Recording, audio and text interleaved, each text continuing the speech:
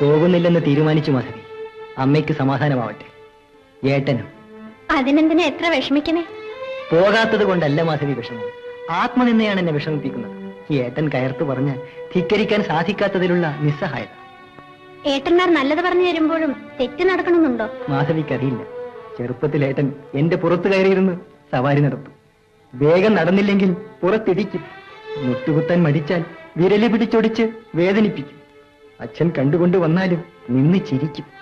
ഏട്ടന്റെ മുമ്പിൽ എത്തുമ്പോൾ ഇപ്പോഴും എനിക്ക് പേടിയാണ്. അതൊക്കെ കുട്ടിക്കാലത്തെ കഥയല്ലേ. പേടിച്ചാണ് ഞാൻ വളർന്നത്. ഞങ്ങളുടെ മുറ്റത്ത് വരുമ്പോൾ ചാമ്പമരത്തെ കയറാനും കിളിക്കൂട്ടിന്ന് പക്ഷിക്കുഞ്ഞിനെ എടുത്തോണ്ട് വരാനും പേടിയുണ്ടായിരുന്നില്ലല്ലോ. ഓർമ്മിക്കാനും ഓമനിക്കാനും അങ്ങനെ കുറച്ചേ ഉള്ളൂ മാധവി.